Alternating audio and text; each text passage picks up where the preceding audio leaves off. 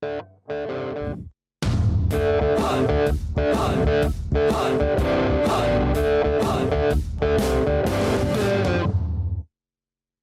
alaikum, this is Zara Shafi. You're watching Commentary Box Champions Trophy Special 2025. So like everyone else, we are also eagerly waiting for the final game between India versus New Zealand in Dubai on March 9. Meantime, there's a lot more happening in the cricketing world. Babar Azam's father has come to his defense while India's head coach Gautam Gambhir is currently not happy with the team performance. What's the inside story behind this? What our fans and former cricketers are saying? We'll discuss all these things in today's show. And to start our discussion, we also do have a panel in our studios. Today I am joined by cricket analyst Asghar Azim. Asghar, welcome to the show. Hope you're doing great. Thank you. I'm also doing fine, Asghar. Lekin what is happening in Indian cricket? Gautam Gambhir is currently not happening with the team performance. और वो कह रही है कि हमने अभी तक बेहतरीन क्रिकेट नहीं खेली. क्यों इतने नाशुक्र हैं वो? देखिए ज़रा, आपके सवाल के जवाब से पहले मैं अपने पूरे नाज़रीन को ये बता दूं, पाकिस्तान के लिए एक बड़ा एजाज़ पाकिस्तान के स्पोर्ट्स जर्नलिस्ट ने हासिल किया है। आलमी तंजीम है AIPS स्पोर्ट्स जर्नलिस्ट की, जिसकी 100 साल तारीख़ है।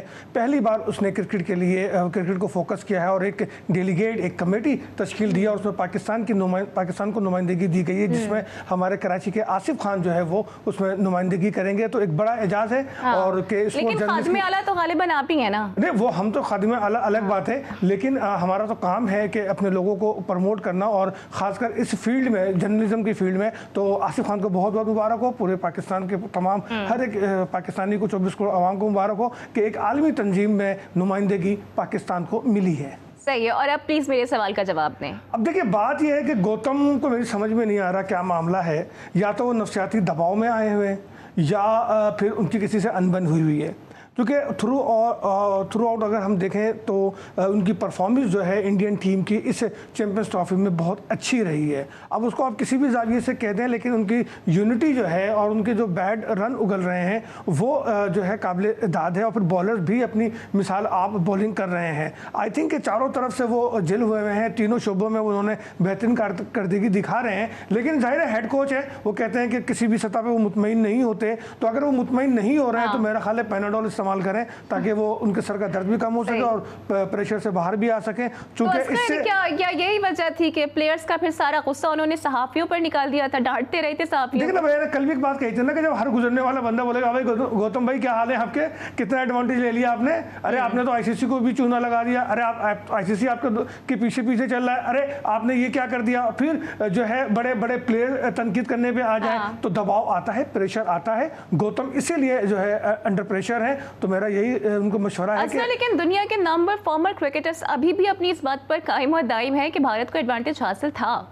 देखिए, ये तमाम जो फॉर्मर बड़े बड़े क्रिकेटर्स हैं जो ये बातें कर रहे हैं ना, ये इंतहाई काबिल एहतराम है, इनके दिल से हम इज्जत करते हैं। लेकिन ये अब जो है ना बेवक्त की रागनी है ये। क्योंकि इवेंट गुजर गया, मोहसिन नकवी साहब अकेले लगे रहे इस इवेंट के लिए, पाकिस्तान में कराने के लिए। इंडिया के शराइत सामने आते रहे, ICC घुटने टेकता गया, लेकिन ये सब खामोश रहे, इनके बोर्ड खामोश रहे। तो अगर कसूरवार हैं तो ये सब हैं, इनके बोर्ड हैं। अगर मोहसिन नकवी को सपोर्ट करते, पाकिस्तान को सपोर्ट करते, तो ये सूरत हाल नहीं होती। लेकिन शोएब अख्तर भी तो ये बात अब कह रहे हैं ना कि जो विराट कोहली हैं वो एक कंप्लीट पैकेज हैं। तो क्या गौतम गंभीर को नजर नहीं आता? देखिए, बात वही है कि कोच मुतमईन नहीं हो रहा, कहीं भी किसी भी जगह पे वो मुतमईन नहीं हो रहा। या क्या तो वजह है? क्या माजी की ग्रजेस हैं? क्योंकि IPL में बड़ा गर्मा गर्मी रही है गौतम और विराट के दरमियान। देखिए, उनको अपने अंदर, अपने कबीले में तनकीद का सामना करना पड़ रहा है। अपने कबीले में जब इतनी सारी बातें हो रही हैं तो जाहिर है वो कहीं ना कहीं फ्रस्ट्रेशन तो निकाला जाता है। और कोहली और गौतम की पहले भी लगती रही है। तो मेरा ख्याल है कि ये सब बातें अभी एक तरफ कर दें हम, और फोकस करते हैं 9 मार्च को, जब न्यूजीलैंड और इंडिया आमने सामने होंगे। और देखना यह है कि क्या इंडिया 25 साल पहले का बदला ले सकेगा या न्यूजीलैंड तारीख दोहराएगा। बिल्कुल, और यही सब कुछ जानने के लिए चलते हैं यहाँ से दुबई और देखते हैं कि वहाँ पर ओवरऑल क्या सिचुएशंस हैं, टिकट्स की फरोख्त कहाँ तक पहुँची है, टीम्स कब प्रैक्टिस करेंगी, कितने ज़्यादा प्लेयर्स ऑप्टिमिस्टिक हैं, फैंस वहाँ पर क्या कह रहे हैं। तो सलमान लुकमान हमें दुबई से ज्वाइन कर रहे हैं। सलमान, मुझे बताइएगा कि ओवरऑल क्या पोजीशन है, क्योंकि मैंने एक जगह देखा था कि जो सारी टिकट्स थी वो सिर्फ और सिर्फ 40 मिनट्स में ही सोल्ड आउट हो गई। जी बिल्कुल, अगर बात की जाए आईसीसी चैंपियन ट्रॉफी के हवाले से तो इतवार वाले दिन इंडिया जो है ऑस्ट्रेलिया के साथ जिस तरह सेमीफाइनल में कामयाबी हासिल की, और अब जो है उनका फाइनल जो हो रहा है न्यूजीलैंड के साथ जो है दुबई इंटरनेशनल क्रिकेट स्टेडियम में संडे वाले दिन हो रहा है। अगर बात की आज की प्रैक्टिस के हवाले से तो आज न्यूजीलैंड कोई प्रैक्टिस नहीं करेगी और आज बाकायदा से इंडियन टीम जो है आईसीसी अकेडमी में शाम को 6 बजे प्रैक्टिस करेगी। और इसके साथ साथ न्यूजीलैंड टीम की अगर बात की जाए, न्यूजीलैंड टीम की प्रैक्टिस आज नहीं है। बहरहाल ये कि शायकीन काफ़ी ज़्यादा मुतमईन है इंडियन जो क्रिकेट टीम की। अगर बात की जाए, इंडिया ने तकरीबन तमाम तर मैच जितने भी हैं वो अपने नाम किए हैं, और लास्ट मैच उन्होंने जो सेमीफाइनल की अगर बात की जाए तो ऑस्ट्रेलिया से सेमीफाइनल जीता था। उसके बाद जो फाइनल के लिए वो क्वालिफाई कर चुका है, और दुबई इंटरनेशनल क्रिकेट स्टेडियम में फाइनल देखने के लिए टिकट्स की अगर बात की जाए, टिकट तमाम तरह सोल्ड आउट हो चुके हैं। शायकीन बेताब थे कि इंडिया की टीम फाइनल में आए और हम लोग फाइनल देखने के लिए स्टेडियम जाएं, लेकिन ये कि इंडिया की टीम तो फाइनल में पहुंच चुकी है, लेकिन अगर टिकट की बात की जाए फाइनल के टिकट नहीं मिल रहे।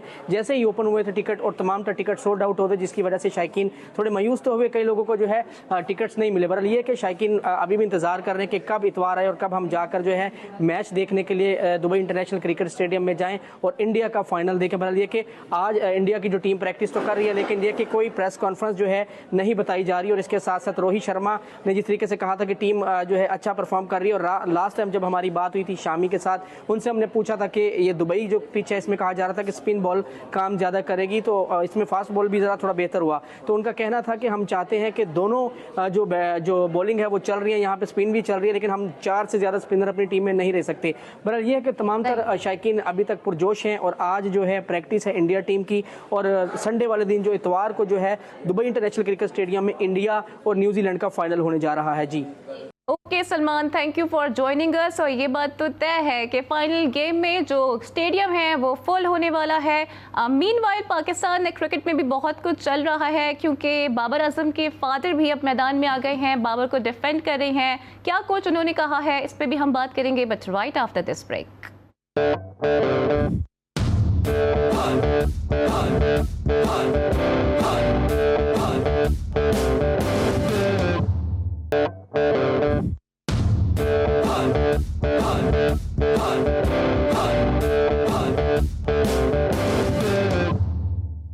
Welcome back. तो जो फॉर्मर क्रिकेटर्स बाबर के खिलाफ बातें कर रहे हैं, तो बाबर के अब्बू जी ने उन्हें ठीक ठाक किस्म का सुना दिया है, और उन्हें कहा है कि आप जाएं पीसीबी की वेबसाइट पर और वहां पर देख लें कि आप लोग खुद क्या करते आए हैं। तो असगर वो ये कह रहे हैं कि you are the past and you won't play for Pakistan cricket again. देखिए, ये बात तो दुरुस्त है कि वो सब माजी का हिस्सा है, और वो जो भी बात कर रहे हैं अपने तजर्बात की रोशनी में कर रहे हैं। बाबर आजम के वालिद मोहतरम इंतहाई काबिल एहतराम हैं, उनकी दिल से इज़्ज़त करते हैं, और उनके जज्बात एक बाप के जज्बात हैं जिसको समझना होगा। लेकिन उन्होंने एक बात ये कही कि जी वो आप जो पीसीबी की वेबसाइट देख लें और बाबर के कारनामे देख लें, तो मैं इंतहाई अदब से गुजारिश करूँगा कि माजी के कारनामों पे मुस्तकबिल या फ्यूचर जो है या हाल नहीं चला जाता। बात यह है कि अगर माजी की मैं बात करूँगा तो सीधी सी बात है, तो फिर कोई भी मुझे बता दे, बड़े से बड़ा क्रिकेटर बता दे, साबिक चेयरमैन सिलेक्टर बता दे कि सरफराज को बाहर क्यों किया था। बात यह है कि सरफराज ने 2017 में आपको चैंपियंस ट्रॉफी जितवाई, उसने अंडर 19 वर्ल्ड कप उसने जितवाया, 11 सीरीज उसने जितवाई, आपकी टीम को वनडे में टॉप 3 पे लेकर गया, T20 में वो टॉप 1 पे लेकर गया आपको। उस दौरान उसकी अपनी कारकर्दगी भी बहुत शानदार रही। फिर उस पर डाउनफॉल आया, वो अपनी बैटिंग को जो है सहारा नहीं दे सका, अपनी बैटिंग में नाकाम हुआ, और इस बात को जवाब बनाकर जो है इस बात को जवाब बनाकर सरफराज को बाहर किया गया। तो अब्बा जी मुझे बताइए कि अगर माजी के रिकॉर्ड को देखकर बात की जाएगी तो फिर सरफराज को कप्तान बना दे, वापस ले आए सरफराज को, फिर यही हल है ना इसका। तो माजी पे चीजें नहीं चलती अब्बा जी। जो क्रिकेटर ये बात कर रहे हैं, मैं मानता हूं कि उन्होंने अपने दौर में आईसीसी का कोई इवेंट नहीं जितवा के दिया, बल्कि बहुत बुरे नताइज हुए, और पहले राउंड में भी हम बाहर हुए, सेमीफाइनल में भी उनके दौर में हम हारे, फाइनल भी हम उनके दौर में हारे, बल्कि एक साथ तो टॉस के बाद अनफिट हो गए थे, हमें सब मालूम है। लेकिन और अगर वो ये भी देखें ना कि बाबर ने कितने नंबर ऑफ मैचेस खेल लिए हैं, फिर इसके एवज वो कितनी हैफ्टी पेमेंट्स ले रहे हैं, और फिर उनकी परफॉर्मेंस भी तो इस मुतालिक होनी चाहिए। Babar need to bring his A game. देखिए, पेमेंट ले रहे हैं ये तो प्लेयर का हिस्सा है, अगर वो जायज़ पेमेंट ले रहे हैं तो हम और आप उसको कुछ नहीं कर सकते। आज का दौर क्रिकेट में पैसे का दौर है, पैसा हर तरफ से यहाँ आ रहा है, तो अगर बोर्ड उनको पेमेंट कर रहा है, सेंट्रल कॉन्ट्रैक्ट की बुनियाद पे कर रहा है, फी मैच की फीस के हवाले से कर रहा है, तो दिस इज ये उनका राइट है, और उस राइट पे हम नहीं कह सकते। लेकिन कौन ये तकाजा करती है आपका मेयार ही तकाजा करता है कि आप फिर परफॉर्म भी करें। आप जो मुसलसल नाकाम चले आए, मैं आपको बताऊं कि तकरीबन 25 या 24 इनिंग्स हैं जिसमें आपकी कोई खास कारकर्दगी नहीं है। तो इस कारकर्दगी की अच्छा, बाबर के फादर ने ना एक और शिकवा किया है। वो कह रही हैं कि रिसेंटली बाबर को T20 में प्लेयर ऑफ द मैच के लिए रुकन मुंतखब किया गया, उसके बाद फिर उन्हें कैप भी मिली, लेकिन फिर भी ड्रॉप कर दिया गया। वो कह रही हैं कि बाबर T20 डोमेस्टिक में परफॉर्म करेंगे, PSL खेलेंगे और टीम में वापस आ जाएंगे। देखिए, ये बात तो हेड कोच ने भी कहा है कि हमने मुस्तकिल तौर पे बाहर नहीं किया और वो डोमेस्टिक में परफॉर्म कर कर वो और रिजवान दोनों वापस आ जाएं। लेकिन आकिब जावेद साहब से एक सवाल जो मैंने कल भी किया था कि वो फ्लॉप हुए ODI में, 50 ओवर में, T20 में क्यों बाहर किया उनको? अगर T20 में बाहर करना था तो world cup, America, West Indies में जो हुआ उसके बाद बाहर कर देते तो बात समझ में आती है। अब उनको बाहर करने का क्या जवाब है? ये कौन सा प्रेशर आप अपने ऊपर से रिलीज कर रहे हैं? और फिर जिस फॉर्मेट में वो नाकाम हुए उसमें तो वो मौजूद है। तो फिर ये क्या इंसाफ है? कैसा इंसाफ है ये?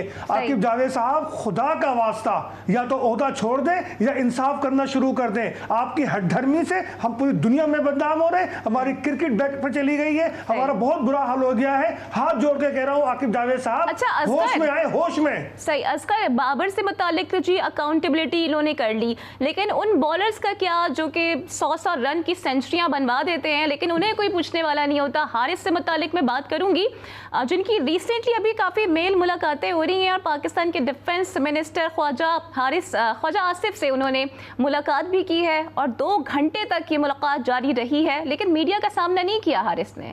देखिए, अपनी डूबती कश्ती को तिनके का सहारा ढूंढ रहे हैं वो, ताकि वो थोड़ा सा स्ट्रगल कर लें। अरे इतना बड़ा बेनिफिट हेड कोच ने, चीफ सिलेक्टर ने दे तो दिया कि आप नाकाम होने के बावजूद 4 ओवर के गेम में इस फॉर्मेट में इन है और आप अभी भी पटखें, क्योंकि आप पटखू हैं, आप पटकते रहेंगे, आपके पास तो बॉलिंग की कोई क्वालिटी है ही नहीं, सब कुछ खत्म हो चुका है। इतना बड़ा बेनिफिट देने के बाद सियासतदानों की पर्ची ना लगाएं, अपने मेरिट पे आए और न्यूजीलैंड में कुछ ऐसा करके दिखाएं कि जिससे ये लगे कि आकिब जावेद को भी जो है ना अपना सर उठाने का मौका मिले, क्योंकि वो भी शर्मिंदा है आपको T20 में लेकर। आपको तो बाहर करना चाहिए था, आपको और शाहीन दोनों को। आप दोनों की परफॉर्मेंस नहीं बनती, आपकी जगह वो किसी और को ले लेते, मुश्ताक करोड़ों को ले लेते, वो जमान को ले लेते, और भी बहुत सारे बॉलर हैं, अली रजा को ले लेते। कर दिया गया, लगता ही नहीं कि वो पाकिस्तान क्रिकेट कभी खेले भी हैं। कौन? शाहनवाज धानी। शाहनवाज धानी क्या, मैं तो समझता हूँ कि फिर लोग बोलेंगे कि मैं जो ऐसी बातें कर रहा हूँ। देखिए, मैं दिल की बात कर रहा हूँ। अगर पंजाब के किसी खिलाड़ी के साथ, KPK के बलूचिस्तान के साथ नाइंसाफ़ी होती है तो वो नाइंसाफ़ी है। इसी तरीका अगर सिंध के किसी खिलाड़ी के साथ नाइंसाफ़ी होती है तो वो नाइंसाफ़ी है। अब मुझे बताएं कि शाहनवाज धानी का कोई कसूर नहीं है, उसको बाहर किया गया, बेंच पर बिठा के रखा गया, उसको जंग लगाया गया। अभी मुश्ताक जो है वो 52-51 विकेटें लेकर टॉप विकेट टेकर है, लेकिन उसको किसी ने नहीं पूछा। लेकिन शाहनवाज धानी का ताल्लुक पंजाब से होता तो क्या वो टीम में होते? आपका कहने का यही मतलब है? देखिए, मैं अब क्या कहूँ इस हवाले से कि वो टीम में होते या नहीं होते, लेकिन उनकी लॉबी तो होती, उनकी लॉबिंग तो होती, उनके लिए बोलने वाले, आवाज उठाने वाले तो होते। शाहनवाज धानी लॉबिंग का शिकार हो गए हैं। बिल्कुल ऐसे ही है। ओके, बाय द वे हम चलते हैं जनाब हाशिर खट्टर की जानिब, क्योंकि हारिस रऊफ की ना 2 घंटे मुलाकात हुई है और इस जो मुलाकात का दौरानिया है ना उसकी वजह से शकूक व शुबात बहुत ज़्यादा बढ़ गए हैं। तो हारिस से, हाशिर खट्टर से जान लेते हैं कि ओवरऑल क्या अहवाल रहा है इस मुलाकात का। हाशिर, इनसाइट्स क्या हैं इस 2 घंटे तक जारी रहने वाली मुलाकात की? जी बिल्कुल, आज सेनेट का इजलास था और सेनेट इजलास के दौरान ही हारिस रऊफ अपने कुछ साथियों के हमरा पार्लियामेंट हाउस आए और ख्वाजा आसिफ के चैम्बर में गए। ख्वाजा आसिफ जो कि वजीर दिफा भी हैं, उनके चैम्बर में गए और काफ़ी देर वहां पर बैठे रहे। और उसके बाद जब वो बाहर निकले तो हमारे जो चंद मीडिया के दोस्त थे वो वहां पर मौजूद थे उनका इंटरव्यू लेने के लिए, उनका मौकफ लेने के लिए। लेकिन वो जैसे ही उन्होंने मीडिया के दोस्तों को वहां पर देखा तो वो दोबारा चैम्बर के अंदर चले गए और उसके बाद न जाने हारिस रऊफ किस दरवाजे से जो है वो बाहर निकले, क्योंकि हमारे जो मीडिया के दोस्त थे वो काफी देर बाहर चैम्बर के बाहर उनका वेट करते रहे और लेकिन हारिस रऊफ उनको वहां नहीं मिले। जबकि 2 घंटे के बाद तकरीबन जो है वो बताया गया कि हारिस रऊफ जो है वो यहाँ से रवाना हो गए हैं। हमने हारिस रऊफ से भी रब्ता करने की कोशिश की, उनके जो करीबी साथी हैं, कुछ खानदान के जराए हैं, उनसे भी रब्ता करने की कोशिश की ताकि मालूम हो सके कि आखिर ये माजरा क्या है। लेकिन किसी तरफ से भी कोई मालूमात नहीं मिली है। जबकि दूसरी तरफ सही। जो पार्लिमानी ज़राए हैं, जो पार्लियामेंट के हमारे ज़राए हैं, वो तो तरदीद कर रहे हैं कि इनकी कोई मुलाकात ही नहीं हुई। जबकि हमारे जो दोस्त वहाँ पर मौजूद थे, सही। वो इस बात की तस्दीक करते हैं कि उन्होंने खुद हारिस रऊफ को वहाँ पर जाते हुए देखा है। जी हाँ, असगर अब आप देखें ना, गवर्नमेंट तो इन प्लेयर्स को खुद बुला रही है, लेकिन इनको बुला के इनकी अकाउंटेबिलिटी नहीं की जाती है, तो फिर कसूरवार कौन हुआ? देखिए, अब ये तो सवाल है कि गवर्नमेंट ने बुलाया या ये गवर्नमेंट के पास गए। कहीं ऐसा तो नहीं कि अभी हालिया दिनों जो काबीना में तोसी हुई है इनका नाम रह गया हो, या ये सोशल मीडिया पे चल रहा है ये अपनी पर्ची कि ये लगवाने शायद गए हो, ज्वाइन करने वाले हैं लेकिन पॉलिटिक्स। हो सकता है ये अपनी पर्ची लगवाने गए हो। आपको मालूम है कि अभी वहाब रियाज जो है लास्ट टाइम पंजाब काबीना के निगरान वजीर रहे हैं, तो हो सकता है कि ये इसके लिए गए हो या अपने पर कोई प्रेशर कम कराने के लिए सियासी पर्ची लगाने गए हैं। तो वहाब रियाज साहब, हारिस रऊफ साहब, आप तो वैसे ही पर्ची हैं, डे 1 से आप पर्ची के नाम से मशहूर हैं। शायद आप भूल गए तो हम आपको याद दिला दें कि पर्ची पर्ची पर्ची ये आपके लिए नारे लगा करते थे। और जिस तरीके से आपकी परफॉर्मेंस रही है एक आध मैच के अलावा, तो आपकी परफॉर्मेंस भी नहीं है। लाहौर कलंदर के कंधे पे चलकर पाकिस्तान टीम में आए, अब पाकिस्तान टीम में आपका बुरा हाल हो रहा है, तो सियासी कंधा इस्तेमाल करके आप पाकिस्तान टीम में अपने कंधों को मजबूत करना चाह रहे हैं। इतनी मेहनत करने से बेहतर है, 2 घंटे की मुलाकात करने से बेहतर है कि अपने कंधों का, अपने बाजुओं का इस्तेमाल करें, अपनी परफॉर्मेंस बेहतर करें और इज्जत के साथ टीम में रहें। अच्छा हाशिर, मुझे ये बताइएगा, इन्होंने मीडिया का सामना क्यों नहीं किया? क्या डर था कि तस्वीर कहीं वायरल ना हो जाए फहीम अशरफ की तरह? जी बिल्कुल, लगता कुछ ऐसा ही है कि डर था कि कहीं कोई तस्वीर वायरल ना हो जाए। और जैसे कि अभी असगर ने बात की कि शायद वो काबीना में शामिल होने की ख्वाहिश लेकर शायद गए थे ख्वाजा आसिफ के बाद, क्योंकि जो हमारे दोस्त वहां पर मौजूद थे उन्होंने कहा कि वो बाहर आ रहे थे, लेकिन जैसे ही उन्हें बाहर सहाफी नजर आए तो वो वापस चैम्बर के अंदर चले गए और उसके बाद वो न जाने कहाँ गायब हो गए, किन राहदारियों में कहीं गुम हो गए और पता नहीं कौन से चोर दरवाजे से जो है वो बाहर निकले, लेकिन कुछ पता नहीं चला। बाद में जब मालूम करने की कोशिश की गई तो जो वहां पर मौजूद लोग थे उन्होंने तो इस बात की तरदीद ही कर दी कि हारिस रऊफ की जो है वो ख्वाजा आसिफ से कोई मुलाकात ही नहीं हुई। जबकि हमारे दोस्त जो वहां पर मौजूद थे वो कहते हैं कि उनके सामने हारिस रऊफ ख्वाजा आसिफ के चैम्बर के अंदर गए थे और उसके बाद वो बाहर ही नहीं निकले। तो समझ में नहीं आता कि वो क्यों, उन्हें किस बात का डर था, या वो आपकी वाली बात है कि उन्हें ये डर था कि जी बाद में कहीं फहीम अशरफ की तरह उनकी भी कोई तस्वीर वायरल ना हो जाए और उनका भी भांडा ना फूट जाए। असगर, क्या लगता है, क्या ये तजाद नहीं है? दुबई में जब भारत के खिलाफ मैच था तो प्रेस कॉन्फ्रेंस भी की, बड़ी बड़ी बातें भी की, और यहाँ पर पाकिस्तानी मीडिया का सामना नहीं करते हैं। देखिए, हारिस रऊफ तो मेरा ख्याल है बहुत ज़्यादा ही घबराए हुए हैं। आपको बताता चलूँ कि जब कराची में मैच था पाकिस्तान का, हारिस रऊफ नेट पे प्रैक्टिस कर रहे थे, तो उन्होंने 2-3 ओवर ही कराए होंगे। और जब वो मीडिया से बात करने के लिए आए तो हमारे दोस्त ने उनसे कहा कि भाई आप तो हमें फिट नहीं लग रहे, आपने की बॉडी लैंग्वेज भी नहीं लग रही और नेट पर भी आपका लग रहा था। तो बड़े ही मतलब वो कहते हैं ना कि अजीब से अंदाज में उन्होंने बोला कि नहीं मैंने तो जो है 6 ओवर कराए हैं, मैं बिल्कुल फिट हूँ, और आप लिख दीजिएगा कि मैंने जो है ना 2 ओवर कराए हैं। तो हारिस रऊफ साहब ये सब चीज़ें घबराहट की अक्कासी करती हैं, ये अनमेरिट की अक्कासी करती हैं कि आप मेरिट पर नहीं हैं, आप पर्चियों पे चल रहे हैं। और आई थिंक जो एटीट्यूड वो ग्राउंड से बाहर दिखा रहे होते हैं ना, आई थिंक वो उन्हें ग्राउंड में दिखाना चाहिए। तो हाशिर की तरफ चलते हैं। हाशिर, मुझे बताइएगा कि अंदर क्या मज़ीद कंट्रोवर्सी चल रही है पाकिस्तान क्रिकेट में, क्योंकि शादाब की जब से अनाउंसमेंट हुई है एज अ वाइस कैप्टन, बहुत सारी बातें हो रही हैं, बहुत से फॉर्मर क्रिकेटर्स इस पर नाराज़ भी हैं। फिर अभी रिसेंटली बाबर के फादर भी जंप इन कर चुके हैं, उनको डिफेंड कर रहे हैं। तो आपके पास क्या इंसाइट्स हैं? देखिए, अभी थोड़ी देर पहले असगर ने बात की कि शायद टीम में ग्रुपिंग इतनी मजबूत हो चुकी है। कुछ लोग हैं कि जिनका जो समझते हैं कि पाकिस्तानी टीम के ऊपर सिर्फ उनका हक है और वो पाकिस्तान परफॉर्म करें या ना करें, वो पाकिस्तान के लिए खेलेंगे। शादाब खान की बात करें तो शादाब खान को टीम से क्यों निकाला गया? उनकी परफॉर्मेंस अगर आप देखें तो ना उनकी बैटिंग की परफॉर्मेंस थी, बॉलिंग तो वो शायद ऐसा लगता है कि वो जैसे बॉलर कभी रहे ही ना हो, या वो बॉलिंग करना मुकम्मल तौर पर भूल चुके हो। इस बुरी परफॉर्मेंस की वजह से उन्हें टीम से बाहर निकाला गया, लेकिन फिर अब अचानक वो टीम में वापस आ रहे हैं और वापस भी एज अ T20 टीम के वाइस कप्तान के तौर पर आ रहे हैं। उनके ससुर साहब सकलैन मुश्ताक जो है वो मेंटोर के तौर पर जो है वो पाकिस्तान क्रिकेट बोर्ड से माहाना 18 से 20 लाख रुपए ले रहे हैं। समझ में नहीं आता कि सकलैन मुश्ताक जो है वो एज अ मेंटोर क्या खिदमत सर अंजाम दे रहे हैं। उसके साथ साथ बाबर आजम की बात करें तो काफी अरसे से जो है वो आउट ऑफ फॉर्म है, लेकिन कहा तो जाता है कि जी उन्हें ड्रॉप कर दिया जाएगा, लेकिन हम देखते हैं कि हर गुजरती सीरीज के साथ उनका नाम जो है वो टीम में शामिल हो जाता है। तो ग्रुपिंग तो टीम में है और कुछ लोगों ने मुकम्मल तौर पर जो है वो टीम को होल्ड किया हुआ है, इसमें कोई शक नहीं है। अजहर ने बिल्कुल पिन पॉइंट बात की कि ये जो ग्रुपिंग है इसको सबसे पहले खत्म करना होगा। जो नए लड़के हैं, चाहे वो पंजाब के हों चाहे वो सिंध के हों, सिंध से हमारे पास काफी अच्छे लड़के आ रहे हैं, खैबर पख्तूनख्वा के कुछ यंग टैलेंट जो है वो काफी अच्छा आ रहा है, लेकिन क्या फायदा ऐसे यंग टैलेंट का सामने आने का, क्या फायदा लड़कों का डोमेस्टिक में परफॉर्म करने का कि जब आपकी टीम के ऊपर 5 से 6 लोग जो है वो मुसल्लत हो गए हों। शाहीन शाह अफरीदी साहब हैं, मुझे समझ में नहीं आती कि वो उनकी क्या परफॉर्मेंस है। वो इनको जब टीम से बाहर निकालने की बात की जाती है तो उनके ससुर शाहिद अफरीदी साहब मीडिया के ऊपर आ जाते हैं, वो बयानबाजी करना शुरू कर देते हैं। शादाब की बात करें तो सकलैन मुश्ताक सामने आ जाते हैं, बाबर आजम की बात करें तो उनके फादर सामने आ जाते हैं और वो जो है वो एक्स क्रिकेटर को जो धमकियां लगाना शुरू कर देते हैं कि मैं जो है वो आपको देख लूंगा, ये कर लूंगा।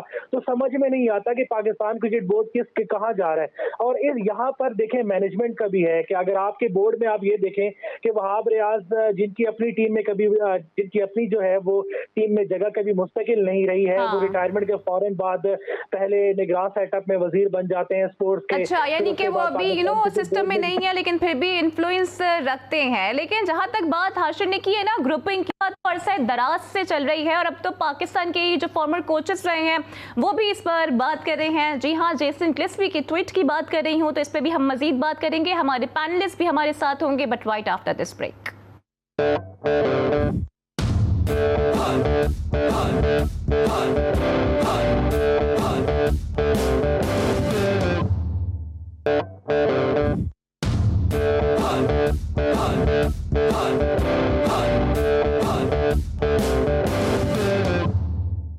Welcome back. तो जेसन गिल्स्पी ने नया पेंडोरा बॉक्स खेल लिया है और उन्होंने आकिब जावेद को एक क्लाउन करार दे दिया है और उन्होंने कहा कि इन्होंने ग्रुपिंग की है मेरे खिलाफ भी और गैरी क्रिस्टन के खिलाफ भी, क्योंकि वो चाहते थे कि वो तमाम तीनों फॉर्मेट्स में ही पाकिस्तान के कोच बन जाए, इसलिए उन्होंने हमारा रास्ता साफ किया है। तो एग्जैक्टली उन्होंने क्या कहा है, इस हवाले से पहले आपको एक रिपोर्ट दिखाते हैं। पाकिस्तान क्रिकेट को पटरी से आकिब जावेद ने उतारा, साबिक हेड कोच जेसन गिल्स्पी फट पड़े, चैंपियंस ट्रॉफी की तैयारियों में मौजूदा कोच रुकावट बने। कहा कि चैंपियंस ट्रॉफी की तैयारियों में मौजूदा कोच रुकावट बने। जेसन गिल्स्पी ने अपनी सोशल मीडिया पोस्ट में सारा भांडा फोड़ दिया। जेसन गिल्स्पी ने लिखा कि आकिब जावेद ने कोच बनने के लिए साजिशें की, खिलाड़ियों में इख्तलाफात भड़काए, स्टार खिलाड़ियों को जहनी अजियत में मुब्तला किया। आकिब जावेद के गलत मशवरों ने फास्ट बॉलर्स की कारकर्दगी में बिगाड़ पैदा किया। जेसन गिल्स्पी के मुताबिक गैरी क्रिस्टन और उनके काम में आकिब जावेद ने बेजा मुदाखलत की। बतौर सिलेक्टर्स टीम की तश्कील में कप्तान और कोच के किरदार को आकिब जावेद ने महदूद किया, गलत वक्त में गलत खिलाड़ियों को टीम में शामिल किया। तो जेसन गिल्स्पी ने इतना बड़ा बयान दाग दिया है और इस वक्त पूरी दुनिया की क्रिकेट में ये बातें हो रही हैं, लेकिन असकर मुझे बड़ा ताज्जुब हो रहा है कि ना तो पीसीबी इस पे कुछ बोला है, ना ही आकिब जावेद ने कोई रिस्पॉन्ड किया है। देखिए ये बयान नहीं है, बल्कि ये आकिब जावेद और पाकिस्तान क्रिकेट के खिलाफ चार्जशीट है। एक ऐसी चार्जशीट जो बैनुल अक़वामी हैसियत इख्तियार कर गई है, जिस पे पूरी दुनिया में बात हो रही है। और मुझे हैरत है, आपकी बात बिल्कुल सही है कि आकिब जावेद को इस पे बात करनी चाहिए, अपनी पोजीशन वाज़ेह करनी चाहिए, क्योंकि उस ज़माने में जब ये लोग थे तो मेरा ख्याल है आकिब जो है सिलेक्शन कमेटी में अपना रोल अदा कर रहे थे। वो अबूरी हेड कोच तो इनके इस्तीफे के बाद बने थे।